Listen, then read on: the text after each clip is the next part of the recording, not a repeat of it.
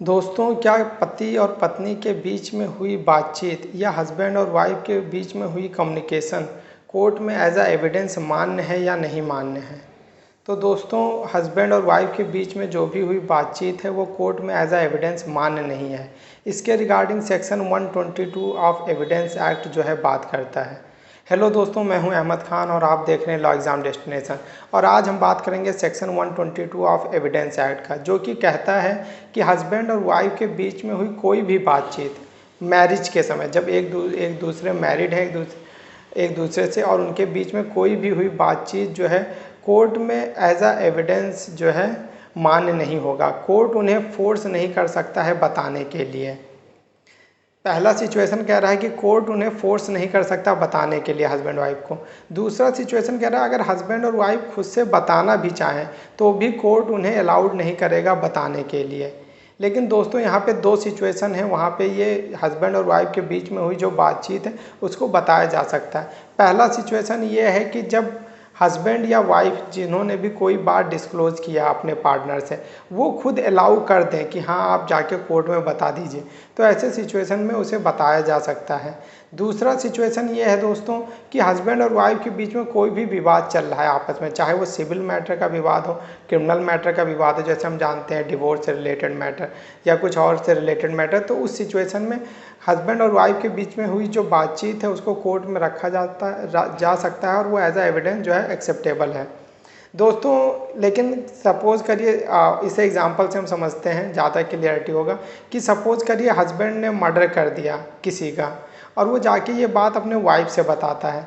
तो दोस्तों, वाइफ को ये सारी बातें पता होने के बावजूद भी वाइफ जो है कोर्ट में नहीं बता सकती है, क्योंकि कोर्ट उसे अलाउ नहीं करेगा और पहले सिचुएशन में कोर्ट उसे फोर्स नहीं करेगा कहने के लिए।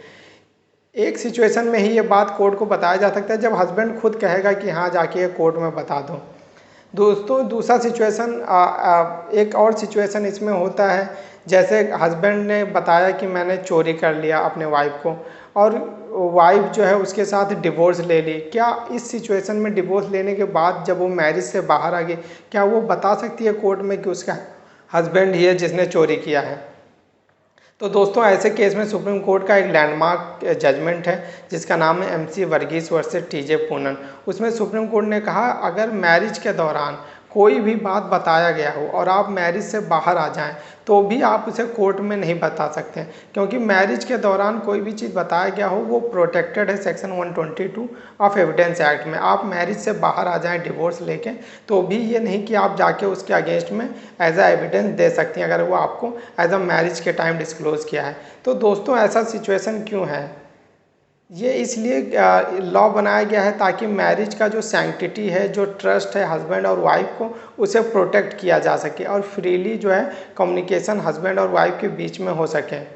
लेकिन दोस्तों, अगर सपोज़ करिए एक पर्सन दूसरे पर्सन को, मतलब हस्बैंड वाइफ को कुछ बता रहा है, वह वाइफ हस्बैंड को कुछ बता रही है और कोई थर्ड पार्टी सुन लेता है, तो वो प्रोटेक्टेड नहीं है दोस्तों, वो कोर्ट में एडमिसेबल होगा। जैसे वाइफ ने कहा कि मैंने ही जो है चोरी किया है और ये बात जो है हस्बैंड को बताते समय उसका पड़ोसी जो सुन लेता है, तो पड़ोसी का जो है एविडेंस जो है वो एडमिसेबल होगा।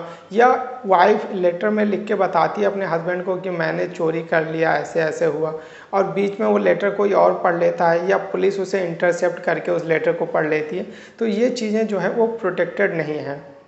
दोस्तों, ये इन्फॉर्मेशन आपको कैसे लगा कमेंट बॉक्स में बताइए और अगर आपको इन्फॉर्मेशन पसंद आया तो शेयर भी करिए। Thank you everyone.